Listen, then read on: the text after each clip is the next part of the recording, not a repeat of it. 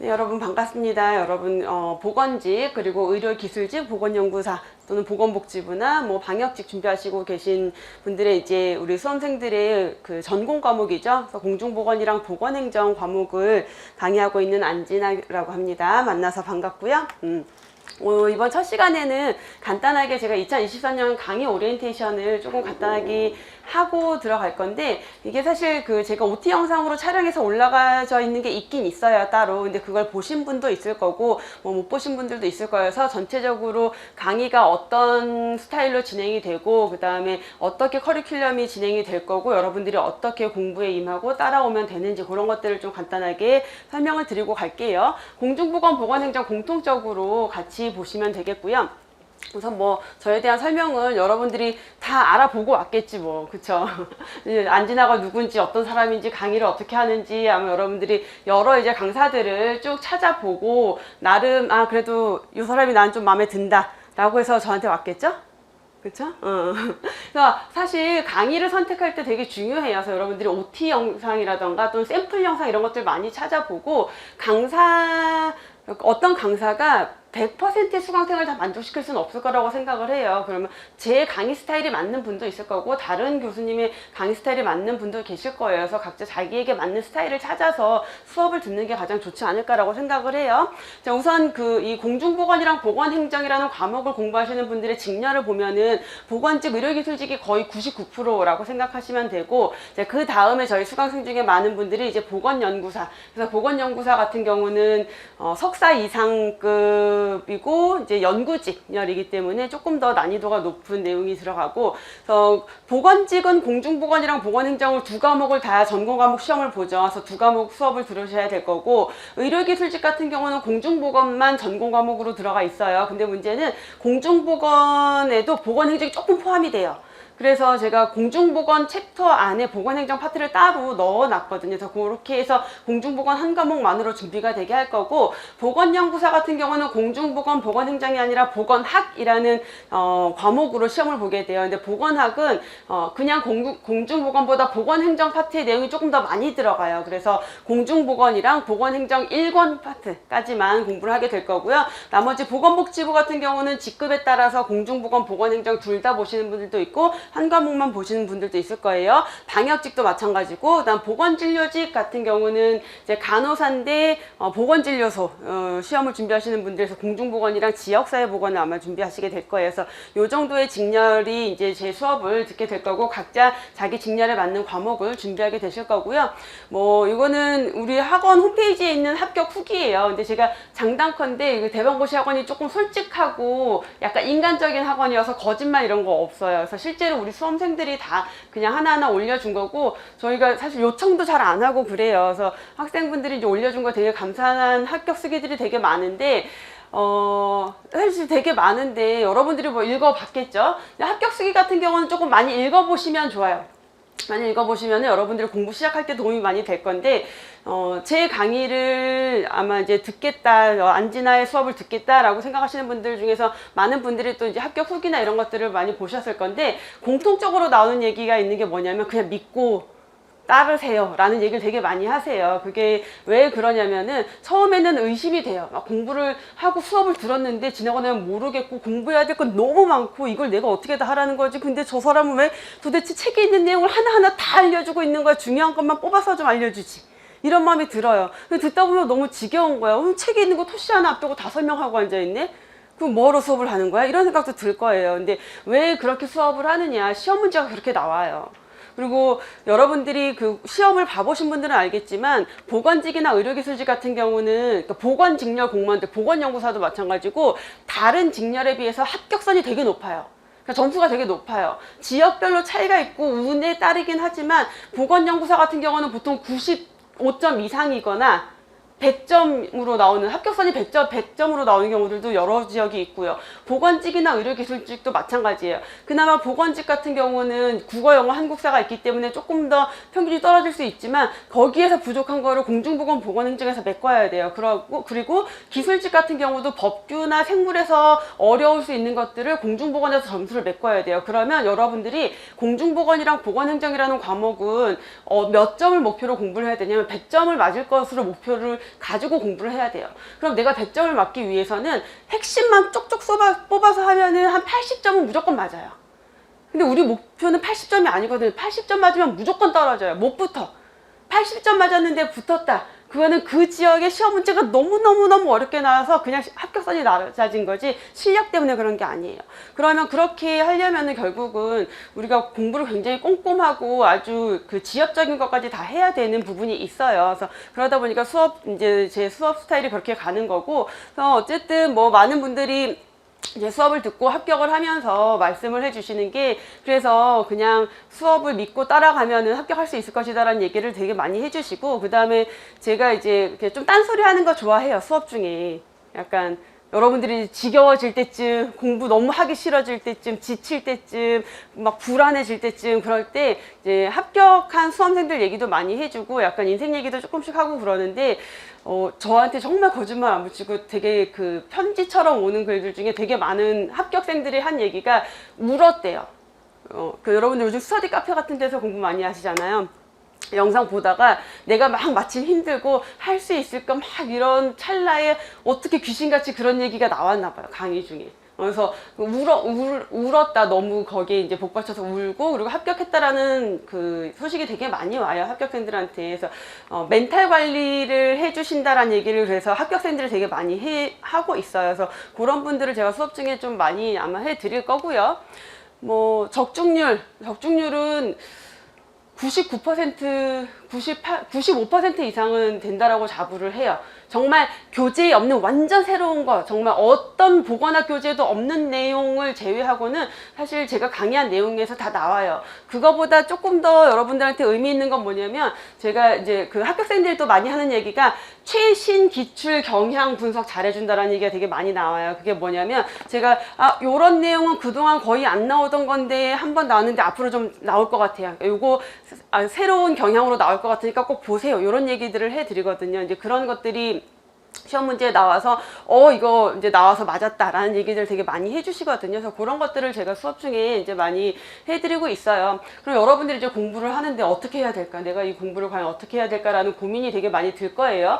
사실 과목마다 공부하는 방법이 다를 수밖에 없죠. 그 과목마다 특성이 있으니까. 근데 공중보건이나 보건행정이라는 과목 자체가 가지고 있는 특징이 뭐냐면, 예를 들어서 내가 국문학을 전공했다, 영문학을 전공했다, 한국사를 전공했다라고 하는 교수님들이잖아요. 근데 어디에도 나는 내 전공은 공중보건이에요 라고 말할 수 있는 사람은 없어요. 그러니까 공중보건이랑 보건행정은 하나의 전공 과목이 아니라 사실은 보건학 계열에 필요한 여러 가지 과목들, 그러면 뭐 역학이라던가 보건통계라던가 보건관리라던가 학교보건, 모자보건, 또는 노인보건, 감염병, 만성질환, 산업보건, 환경보건, 이런 여러 각각의 과목들을 다 묶어서 하나로 요약해 놓은 게 공중보건이고요. 보건행정도 행정학 원론에다가 보건학에 나오는 내용들을 또 갖다 붙여 놓은 거예요.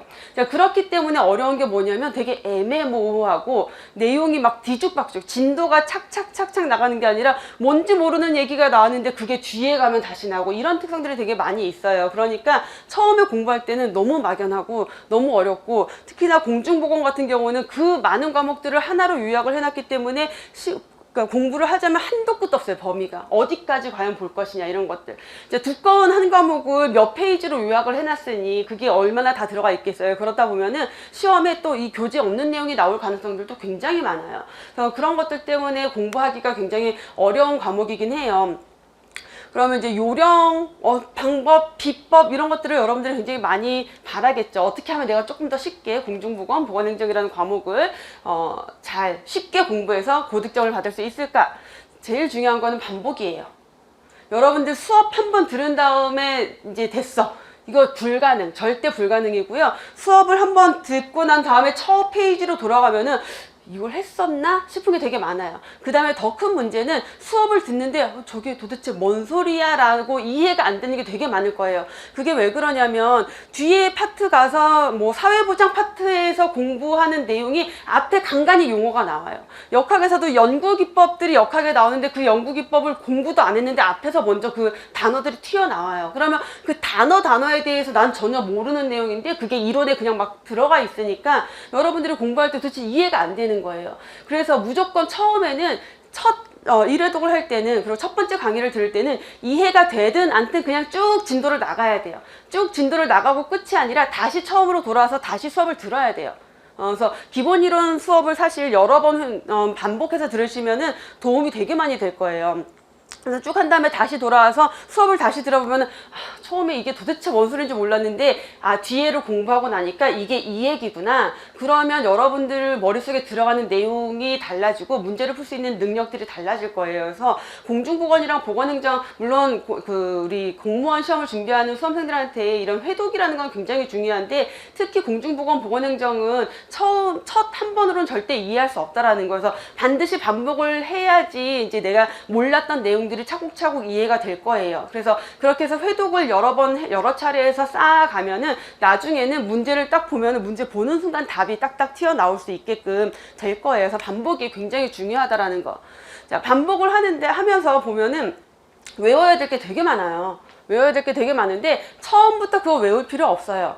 예를 들어서 뭐 제일 이제 공중보건 공부할 때 여러분 수험생들이 그 감염병 1급, 2급, 3급, 4급 그거 다 외워야 되는데 그거 다 어떻게 외우지? 저는 외우지 말라 그래요. 처음에 공부할 때는. 그 감염병이 뭔지를 알아야, 자, 급을 분류를 했다는 건 사람이 법으로 나눠 놓은 거예요. 그럼 사람들이 그걸 무슨 기준으로 나눴겠어요? 나름의 기준을 가지고 1급, 2급, 3급, 4급을 나눴겠죠.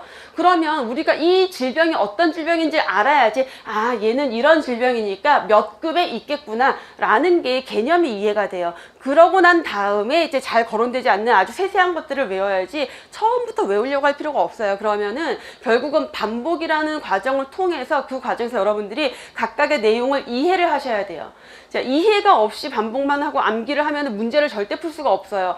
문제가 단답형도 아니고 대부분, 그리고 딱 정해진 지문이 나오는 것도 아니고 어떤 개념에 대해서 다양한 이론으로 설명을 하게 되는데, 그러면 지문이 다르더라도 내가 다른 개념이 이거는 이런 내용이니까 여기에 해당이 되겠구나라는 것을 접목을 시킬 수가 있어야 되는데, 이해라는 게 바탕이 되어 있지 않으면은 절대 그게 불가능해요. 그래서 여러분들 특히 이제 지문이 길어질수록 이해가 덜 돼 있으면은 문제를 풀 수 없다. 근데 최근의 경향은, 옛날에는 한 10년 전에는 되게 단답식이 되게 많았었어요, 시험 문제가. 근데 지금은 지문 길이가 길어지고 있는 경향이기 때문에 여러분들이 거기에 맞춰서 전체적인 개념 이해가 중요하다라는 거. 근데 제가 정말 이렇게 여러 해 강의를 하고 수험생들을 보면서 되게 많이 봤던 게, 수험생들이 아주 쉬운 내용인데 지문이 길어지면 못 풀어요. 되게 쉬운 내용인데 지문이 길어지면 못 풀어요. 앞에 문장 읽다가 뒤에 가서 까먹어, 앞에 내용을.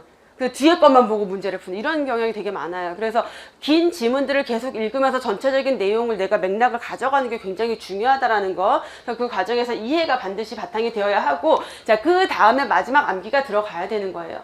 자, 그렇게 해서 여러 번 회독을 하고 이해를 하고 반복을 하고 나면은 마지막에 남는 찌끄레기들이 있어. 얘는 이해로 불가능해. 이해할 수가 없이 그냥 무조건 외워야 되는 수치 같은 것들이 있어요. 이제 그런 것들 너무 외우기 싫은 거지. 세상에 0.001인지 0.05인지 0.003인지 이거 어떻게 다 외우냐고.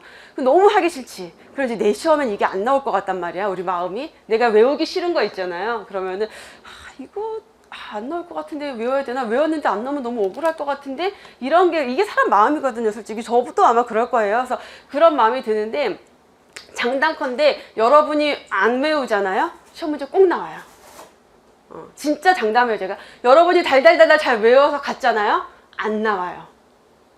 뭐가 더 좋겠어? 뭐가 더 좋겠어요? 선택을 해야 돼. 외우고 안 나오면은 안 틀리는 거잖아. 안 외우고 나오면은 틀리는 거잖아. 어떻게 해야 돼요? 무조건 외워야 돼요. 외웠는데 나오면 땡큐고, 안 나와도 내가 외웠으니까 안 나왔나 보다, 이런 식으로 접근을 하고, 정말 하기 싫은 내용이 있다. 나 이건 진짜 너무 하기 싫어 라는 생각이 들면은, 이게 근데 꼭 시험 문제에 나올 거야 라는 것을 인지를 하셔야 돼요. 그래야지 그 공부를 할 수가 있을 거예요. 그러면 뭐 학습 방법을 알려준다면서 우리 뻔히 다 아는 반복하고 이해하고 암기하래. 비법은 없어요, 여러분. 꼼수는 없어요. 공부에 있어서 꼼수는 저는 없다고 생각해요. 간혹 뭐 운 좋게 뭔가 되게 요령껏 되게 짧게 막 했는데 운 좋게 잘 맞아서 합격하는 케이스들이 있을 수는 있겠죠. 그게 내가 될 거라는 보장은 없고, 그렇게 해서 얻은 자리에 대한 가치는 그렇게 높지 않을 거예요. 우리 합격생 중에 3년 만에 합격한 이제 의료기술직 수험생이 있었는데, 그 친구가 첫 해에는 이제 간당간당하게 떨어지고, 두 번째에는 필기를 붙었다가 면접에서 떨어지고, 세 번째에는 두 군데 지역을 합격을 했어요. 그러니까 11월에 한 군데 합격하고, 경기도에서 의료기술직 11월에 합격하고, 2월달에 또 시험이 있어서 2월달에 봤는데 또 합격하고, 그래서 어디를 갈까 골라서 간 친구가 있는데, 그 친구가 마지막에 이제 합격하고 저랑 만나서 얘기를 하다가 뭐라고 그랬냐면, 교수님, 저 그냥 쉽게 1년 만에 붙었으면은 이 자리에 대해서 그렇게 소중하게 생각 안 했을 것 같다고. 그래서 내가 일할 때 내 직장, 내 일에 대한 어떤 가치, 소중함 이런 거에 대한 걸 몰랐을 거라고. 근데 여러분들이 정말 열심히 공부해서 내가 들어간 그 자리의 소중함이랑 그냥 대충 어떻게 운 좋게 들어간 거랑은 아마 차원이 틀릴 거예요. 그럼 일에 대한 만족도, 직업에 대한 만족도, 삶에 대한 만족도도 달라지겠죠. 그래서 열심히 여러분들이 공부를 해서 결국은 가장 기본에 충실한 게 합격할 수 있는 정도다라는 걸 여러분들이 좀 알고 공부를 하셨으면 좋겠어요. 그래서 강의는 제가 설명을 제가 제일 잘하는 거, 제가 강사로서 가지고 있는 제일 진짜 이건 누구보다도 내가 잘해라고 자랑할 수 있는 게 뭐냐면, 제가 어려운 거 쉽게 설명하는 능력이 정말 탁월해요. 진짜로. 그래서 제가 보건연구사라는 직렬, 이제 석사급이라고 했잖아요. 석사 이제 졸업생들을 대상으로 연구직렬인데, 역학이랑 예방의학이라는 과목을 강의를 하고 있어요. 우리 공중보건에도 역학이 들어가고, 근데 보통은 일반적으로는 역학을 되게 어려워요. 왜냐면 수학 같거든. 통계랑 역학, 뭐 연구기법 이런 게 나오니까 보통 수험생들이 되게 싫어해요. 근데 제가 그 강의를 정말 기가 막히게 해요. 들어보면 알 거예요. 그게 왜 그러냐면, 제가 그 분야를 좋아하기도 하고, 제가 공부할 때 되게 좋아했던 분야기도 하고, 그 다음에 진짜로 제가 정말 어려운 내용들을 되게 쉽게 잘 설명하는 능력을 가지고 있어요. 그래서 제가 강사라는 직업이 천직이라고 생각을 하는 게 그 능력 때문에. 그래서 여러분들이 그 역학이라든가 보건통계 이렇게 어려운 개념들이 나왔을 때는, 또는 뭐 보건행정에서 어려운 모형이나 이론들이 나왔을 때, 요럴 때 정말 쉽게 이해를 시켜드려서 굳이 가서 내가 따로 공부하지 않아도 되게끔 만들어 드릴 거예요. 그래서 강의만 들어도 저절로 이해가 되고 내 이론이 될 수 있도록 계속 만들어 드릴 거고, 그 다음에 설명을 굉장히 반복을 많이 할 거예요. 아까도 얘기했지만 앞에 내용이 뒤에 나오고 뒤에 내용이 앞에 나오고 막 계속 섞여 나온다라고 했죠. 그럼 뒤에 이론 들어갈 때 그 앞에서 있던 내용이 나오면 그걸 제가 계속 반복을 해드려요. 그러다 보면은 특히나 뭐 역사, 연도 이런 것들은 나올 때마다 제가 계속 연도랑 알려드리면서 저절로 암기가 되어 있을 거예요. 수업을 듣다 보면. 그래서 실제 우리 수험생들 나중에 이제 반복한 다음에 심화이론이나 문제풀이 들어가면 이거 몇 년 하면 다 나와요. 입에서 그냥 자동으로 나오게. 여러분들이 외울 필요 없게끔 최대한 만들어 드릴 거예요. 자, 그리고 심화이론, 우리가 이제 기본이론이 있고 심화이론이 있는데, 심화이론 안에서는 조금 깊이 있는 내용들이 좀 더 들어가는데, 이게 뭐냐면, 보건연구사는 이제 아무래도 직렬이 급이 높기 때문에 문제 난이도가 되게 어려워요. 그래서 보건연구사에서 나왔는데 요거는 내용이 괜찮아, 그래서 앞으로 보건직이나 기술직 문제도 나올 것 같아 라고 보여지는 게 있어요. 이제 제 눈에 보이는 것들이 있거든요. 이제 그런 것들이 심화이론으로 다 들어가 있어요. 그래서 여러분들이 혹시 모를 어려운 난이도로 나오는 문제들이 이제 그까지도 커버를 해드릴 거고, 실제로 그 심화 내용에서 생각보다 출제 빈도가 꽤 높은 편이에요. 그래서 그렇게까지 다 잡아드릴 거고, 이 과정을 통해서 이제 최신 기출 경향들, 그래서 기존의 베이스에 깔려서 나오는 문제들 플러스 앞으로 이런 문제가 더 나올 것이다 짚어드리는데, 진짜 생각보다 그 그런 적중률이 높다라는 걸 여러분들이 믿고 공부를 하시면 도움이 되게 많이 될 거라고 생각을 해요. 그래서 전체 커리큘럼은 지금 우리가 기본 이론 이제 시작하고 있는 거죠. 그래서 기본 이론이 8월부터 10월까지 12주 정도 진행이 될 거예요. 그래서 공중보건도 그렇고 보건행정도 그렇고, 그래서 기본 이론에서는 기본서를 1부터 10까지 하나도 빼지 않고 제가 다 설명을 드리면서 여러분들 최대한 이해를 시켜드리고, 기본 이론만 반복해서 듣다 보면 책이 다 외워질 정도로 만들어 드리기 위한 강의를 진행을 할 거고요. 자, 기본 이론이 끝나면 심화 이론 한 6주 정도로 되게 이 기본 이론에서 했던 것 중에서 시험 문제 꼭 나오는 것들이 있어요. 이거 무조건 나오는 것들, 필수 암기 내용들, 그거 제가 이제 안심노트라고 해서 요약집을 만든 게 있는데, 그 요약집을 가지고 정리를 해드리면서 한 심화이론 내용만 알고 있으면 80점은 무조건 맞고 갈 수 있는 그런 내용이다라고 생각하시면 돼요. 그 안에서 시험 문제 거의 다 나와요. 그래서 심화이론에서 다시 한번 반복하면서 플러스 교재에 있던 제가 아까 말했던 심화이론으로 들어가 있는 것들이 있어요. 그 내용들을 정리를 해드릴 거고요. 그 다음에 이제 이게 끝나고 나면은 단원별 기출문제 풀이가 들어가는데, 이제 연말 되면 새로운 기출문제집이 나올 거예요. 그래서 1, 2, 3월 3개월 동안 기출문제 풀이가 들어가는데, 기출문제는 여러분들이 시험을 준비하면서 필수죠. 기출문제를 풀어보는 거는. 근데 이제 제 교재는 다른 교재랑 조금 차이점이 뭐냐면, 우리 기본서 이론 순서대로 기출문제가 배열이 되어 있어요. 그래서 여러분들이 기출문제를 풀면서 기본서를 다시 회독하는 효과를 만들어 드릴 거고, 어떤 이론에서 어느 정도로 문제가 많이 출제가 되고 있고, 어떤 이론에서 주로 어떤 식의 문제가 나오는지에 대한 경향 분석이 굉장히 쉽게 될 거고, 그게 다시 연도별로 되어 있기 때문에 옛날에도 이렇게 나왔는데 지금도 이렇게 나오는구나, 또는 예전엔 이런 유형의 문제가 없었는데 최근 들어선 이런 식으로 나오는구나까지 파악할 수 있게끔 문제 배열이 되어 있고, 제가 문제풀이 수업하면서 여러분들께 쉬운 문제들은 바로바로 암기가 될 수 있게 하고, 어려운 문제들 같은 경우 내가 모르는 내용이 나왔을 때는 문제 푸는 요령을 조금 더 알려드릴 거예요. 꿀팁이에요. 제가 문제 푸는 요령을 되게 많이 알려드리는데, 실제로 시험 보고 와서 연락 많이 와요. 모르는 거 새로운 게 나왔는데 교수님 얘기한 대로 이렇게 해서 풀어서 맞았어요 라고 연락이 되게 많이 와요. 그런 요령들도 굉장히 중요하다라는 거. 그리고 중요한 거, 출제자 의도 파악하는 거. 문제가 이것도 답될 수 있고 저것도 답될 수 있고 그런 내용이 상당히 많아요, 생각보다. 근데 그럴 때는 이 출제자가 어디에 포인트를 두고 문제를 내고 있는지를 파악을 해야 돼요. 그래서 우리는 이럴 수도 있잖아 저럴 수도 있잖아가 아니라 출제자님이 원하시는 답을 드려야 돼요. 그래야지 내가 점수를 얻어가는 거란 말이에요. 그래서 그렇게 풀 수 있는 방향을 좀 잡아 드릴 거예요. 자, 마지막 4월달 4주 동안 모의고사 문제풀이가 들어갈 거예요. 그래서 모의고사는 실제 시험처럼 문제를 시험지처럼 해서 여러분들께 나눠 드리고, 시간 재서 문제 풀고 제가 해설해 드리는 방식으로 해서 시험에 대한 실질적인 준비가 진행이 된다라고 보시면 될 것 같아요. 자, 마지막으로 파이널 특강 있는데, 요거는 이제 시험 보기 직전에 한 6시간에서 8시간 과목별로 그 정도 해서 1부터 10까지 한 방에 쭉 정리를 다시 한번 해드릴 거예요. 이런 거는 그냥 간단하게 시험 보러 가기 전에 간단하게 한번 쫙 들어보고 가면은 또 도움이 많이 되실 내용입니다. 자, 전체 커리큘럼은 이렇게 진행이 된다라는 거 알고 계시면 될 것 같고요. 여러분들 지금 이제 제가 간단하게 수업에 대한 OT만 진행을 해드렸는데, 이 수업을 통해서 여러분들이 꼭 좋은 성적을 받고 합격할 수 있는 수업을 제가 해드리도록 노력을 하도록 하겠습니다. 자, OT는 여기까지 하고 마무리하도록 할게요.